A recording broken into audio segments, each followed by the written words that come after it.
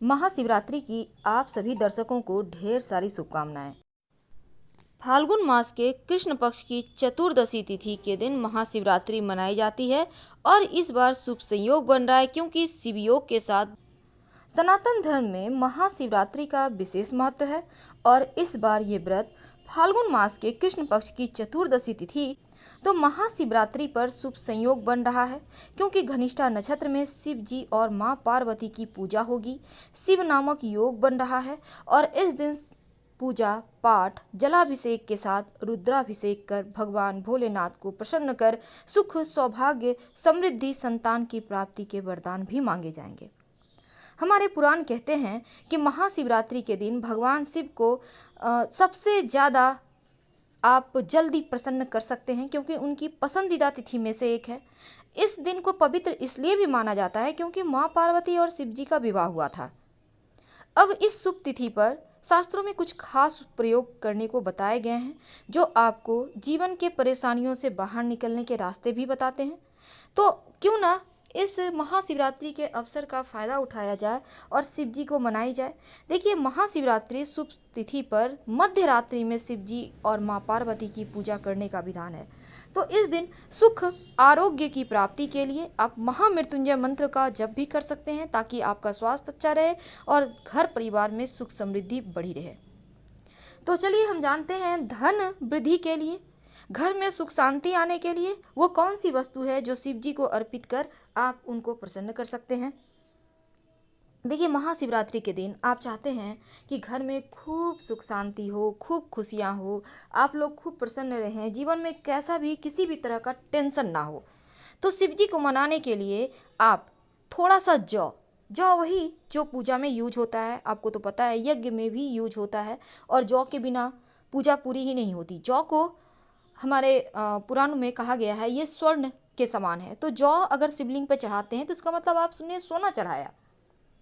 तो थोड़ा सा शिवलिंग के ऊपर जौ चढ़ाइए और फिर लाल रंग के कपड़े में उसको बांध कर जहाँ धन रखते हैं वहाँ पर रख दें, अलमारी में रख दें, तिजोरी में रख दें, आप व्यापारी हैं गले में रख दें। आप देखिएगा सुख शांति भी आएगी, सभी कार्य बनने लगेंगे निर्विघ्न रूप से और घर के तमाम नकारात्मक जो ऊर्जा है वो समाप्त होगी, धन वृद्धि के योग बनेंगे और जीवन में किसी चीज़ की कमी नहीं होगी।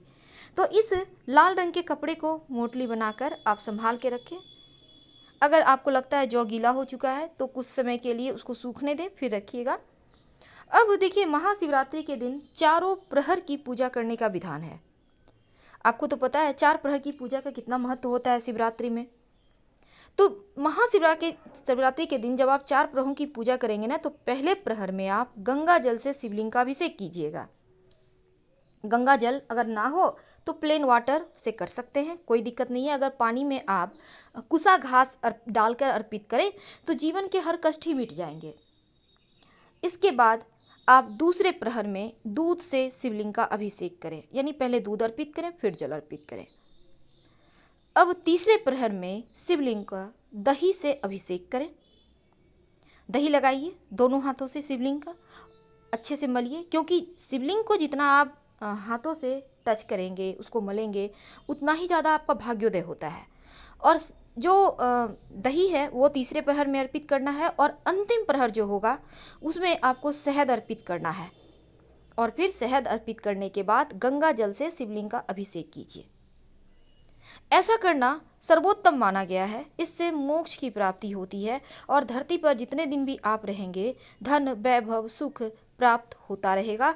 अंत में शरीर त्यागने के बाद शिवलोक में आपको जगह मिलेगी, ये हमारे पुराण कहते हैं।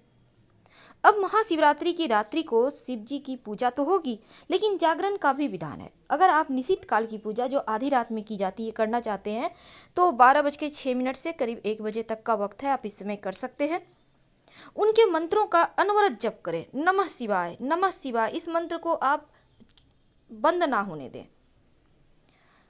तो भगवान शिव को मनाने से, उनकी पूजा करने से सोया हुआ भाग्य जग जाता है। इसीलिए शिव पुराण, शिव स्तुति, भजन कीर्तन आप कीजिए ताकि आपका भी भाग्योदय हो। अब क्या होता है, कभी कभी आपको लगता है आपकी कुंडली में किसी ने कह दिया है काल सर्प दोष है। अब आप चाहते हैं कि काल सर्प दोष से मुक्ति मिल जाए, तब क्या करेंगे? तब महाशिवरात्रि के दिन अपने घर के मुख्य दरवाजे के चौखट को थोड़ा सा पानी ले लें, उसमें एक चुटकी हल्दी डालकर उस चौखट को धोइए। इसके बाद हल्दी से अपने मुख्य दरवाजे पर बाहर की तरफ से स्वस्तिक बना दें। दोनों साइड 2 खड़ी रेखाएं जरूर बना दें। रात के समय अपने घर के पूजा स्थान में एक घी का दीपक ऐसा जलाइए कि कम से कम रात भर जले। रात भर ना जले तो कम से कम 1-1.5 घंटा तो जलना ही चाहिए। और शिव जी का मंत्र का जप खूब करें। शत्रु की परेशानी आपको परेशान नहीं करेगी और ये उपाय बहुत अचूक है। काल सर्प दोष शांत हो जाता है। वैसे आप चाहें तो चांदी का आप पास के शिव जी के मंदिर में जाकर एक जोड़ा तांबे का या चांदी का सर्प छोटा छोटा बनवाकर भी अर्पित कर सकते हैं। उससे भी काल सर्प दोष से शांति मिलती है। क्योंकि महाशिवरात्रि के दिन गुप्त दान करने का विधान है, जो कि आपके लिए लाभ ही लाभ देगा। अब ये गुप्त दान क्या करेंगे? किसी घर के आसपास के गरीब व्यक्ति को कुछ खाने पीने की सामग्री दे दें। अगर किसी गरीब कन्या का विवाह वगैरह होना है तो उनके विवाह में गुप्त दान कर दें। इससे क्या होता है ना, आपके वैवाहिक जीवन में तालमेल बढ़ता है और शिव जी के मंत्र जप करते रहने से जीवन खुशियों से भर जाता है। क्योंकि आज हमने टॉपिक रखा है कि महाशिवरात्रि के दिन आप बेलपत्र को छूकर क्या बोलें कि आपका जीवन आनंद से भर जाए। देखिए, हमने आपको बताया कि महाशिवरात्रि की पूजा 4 प्रहर में की जाती है। तो एक बार जान लें, पहला प्रहर की पूजा 11 मार्च की शाम 6:27 से रात 9:29 के बीच कर लें। दूसरे प्रहर की पूजा रात 9:29 से रात 12:31 के बीच कर लें। तीसरे प्रहर की पूजा रात 12:31 से रात 3:32 के बीच कर लें। और चौथे प्रहर की पूजा 12 मार्च की सुबह 3:32 से सुबह 6:34 के बीच कर लें। और महाशिवरात्रि का पारण मुहूर्त रहेगा 12 मार्च की सुबह 6:36 से दोपहर 3:04। जैसी आपकी सुविधा वैसे ही तरह से आप यहाँ पर पारण करें। तो शिव जी की पूजा में एक बात हमेशा याद रखिएगा, गन्ने का रस मत पीजिएगा। तो अब जानते हैं शिवलिंग पर आप कैसे अर्पित करेंगे बेलपत्र और क्या बोलेंगे। सबसे पहले तो बेलपत्र ऐसा चुनिए कि जो कटा फटा हुआ, टूटा हुआ, दाग धब्बे वाला ना हो। डंठल में जो गांठ रहती है उसको तोड़कर हटा दें। अब चंदन घिस लें। अगर चंदन की लकड़ी ना हो तो बेलपत्र की लकड़ी से ही आप चंदन की तरह घिस कर उसको यूज कर सकते हैं। अब हर एक बेलपत्र पर राम लिखिए। इसके बाद शिवलिंग पर उल्टा करके बेलपत्र अर्पित करके नमः शिवाय नमः शिवाय नमः शिवाय का जप करें और फिर जल अर्पित करें। यानी बेलपत्र अर्पित करने के बाद जल जरूर अर्पित करें, तभी आपकी पूजा संपूर्ण होती है, पूर्ण होती है और आपको उसके पूर्ण फल मिलते हैं। शिव जी की पूजा में डमरू बजाइएगा, पर शंख और करताल मत बजाइएगा, क्योंकि करताल का मतलब ताली बजाना। शिव जी की पूजा में ये मना है। आप मुंह में उंगली डाल के आवाज़ कर सकते हैं, लेकिन याद रखिएगा करताल नहीं बजाना है। आप डमरू बजाइए और हर हर महादेव का जयकारा लगाइए। नमः शिवाय का ज़्यादा से ज़्यादा जप कीजिए। अगर खुद के लिए करना है तो नमः शिवाय, दूसरों के लिए करना है तब ओम नमः शिवाय। फिलहाल विदा लेंगे।